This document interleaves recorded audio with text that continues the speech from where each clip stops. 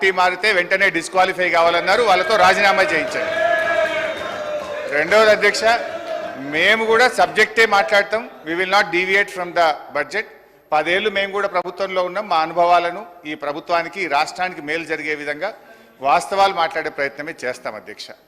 అయితే ఒక రిక్వెస్ట్ అధ్యక్ష, బడ్జెట్ మొత్తం 4 రోజులు పెట్టినాం. మన పద్దులు కూడా మాట్లాడే అవకాశం తక్కువ ఉంది. అందువల్ల కొంచెం సమయం ఎక్కువ ఇవ్వండి దయచేసి. మేము ఈ రాష్ట్రం కోసం, మరి ఈ రాష్ట్ర ప్రజల భవిష్యత్తు కోసం ఈ ప్రభుత్వానికి కూడా కొన్ని మంచి సూచనలు ఇస్తాం అధ్యక్ష. కొంచెం దయచేసి ఇంటరప్షన్ లేకుండా సమయం ఇవ్వాలని విజ్ఞప్తి. అధ్యక్ష, the more a government blames others, the more it reveals its own failures and inability. ఏ ప్రభుత్వమైనా ఇతరులను ఎక్కువగా నిందిస్తుందో ఆ ప్రభుత్వం తన అసమర్థతను, వైఫల్యాలను బయట పెట్టుకుంటుంది. కాంగ్రెస్ ప్రభుత్వం ప్రవేశపెట్టిన బడ్జెట్ గురించి వ్యాఖ్యానించడానికి ఈ మాటలు సరిగ్గా సరిపోతాయి. బడ్జెట్ ప్రసంగం అంతా బీఆర్ఎస్ను తిట్టిపోయడం కోసం తయారు చేసినట్లుంది. ఒక రాజకీయ కరపత్రం లాగా ఉంది. బడ్జెట్ ప్రసంగానికి ఉండాల్సిన గంభీరత కానీ దార్శనికత కానీ ఏమాత్రం కనబడలేదు అధ్యక్ష. ఫార్ములేషన్ ఆఫ్ పాలసీ కన్నా హ్యూమిలియేషన్ ఆఫ్ అపోజిషన్ మీదనే భట్టి గారు ఎక్కువ దృష్టి పెట్టినట్టుగా కనబడ్డది. అధ్యక్ష, నేను సూటిగా ఒక మాట అడుగుతా ఉన్నా అధ్యక్ష, ఎన్ని రోజులు మా పేరు చెప్పి బతుకుతారు?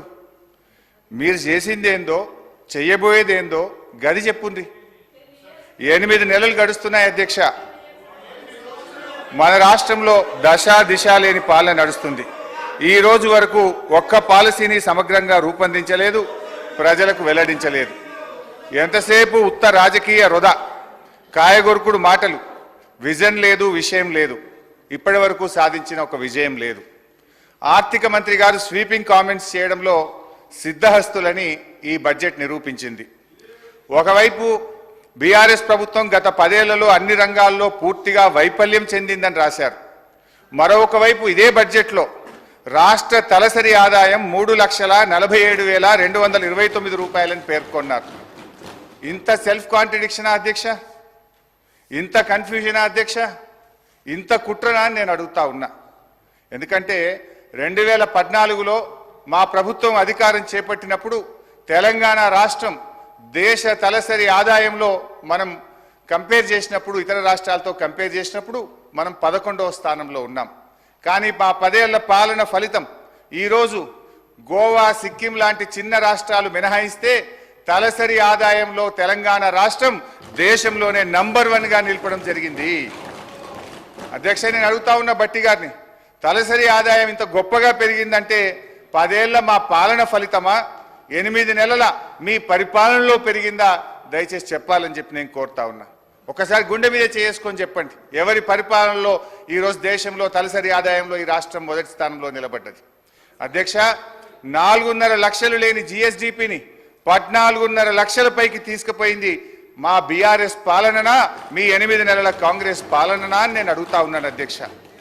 2014లో దేశ జీడిపికి తెలంగాణ కాంట్రిబ్యూషన్ 4.1% అయితే ఈరోజు అది 5% పెరిగిందంటే ఇది 10 ఏళ్ల మా శ్రమ ఫలితమా, 8 నెలల మీ డ్రామా ఫలితమా అని నేను అడుగుతా ఉన్నాను అధ్యక్ష.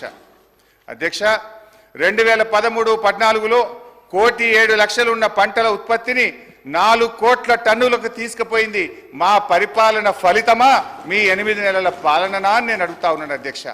మేం వ్యవసాయానికి ఏం చెయ్యకుండానే 4 రెట్లు ఎక్కువ పంట పండిందా? తెలంగాణ రాష్ట్రం వచ్చినాడు కరెంటు పరిస్థితి ఏంది? ఆనాడు ఏం పరిస్థితి? అడ్డు అదుపు లేని కరెంటు కోతలు, పారిశ్రామికవేత్తలు ఇందిరా పార్క్ దగ్గర ధర్నాలు, వ్యవసాయానికి అర్ధరాత్రి కరెంట్లు, గృహ అవసరాలకు పట్టబగలు కరెంటు కోతలు. కానీ 6 నెలల్లోనే పరిస్థితి చక్కదిద్ది వ్యవసాయానికి చాలినంత కరెంటు ఇచ్చాం. 2 ఏళ్ల వ్యవధిలో అన్ని రంగాలకు నాణ్యమైన 24 గంటల కరెంట్ ఇచ్చిన ప్రభుత్వం మా ప్రభుత్వం కాదా అధ్యక్ష? ఇవన్నీ చూస్తుంటే ఈ చెయ్యి పార్టీ వాళ్ళు కూడా చెవులలో పుష్పగుచ్చాలు పెడతారని భట్టి గారి ప్రసంగం విన్నాక అర్థమవుతా ఉంది అధ్యక్ష.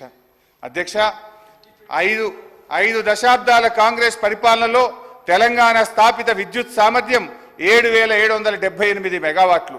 పురోభివృద్ధి లేదని మీరు చెప్పిన ఒక్క దశాబ్దంలోనే తెలంగాణ స్థాపిత విద్యుత్ సామర్థ్యం 19,483 మెగావాట్లకు పెరిగింది.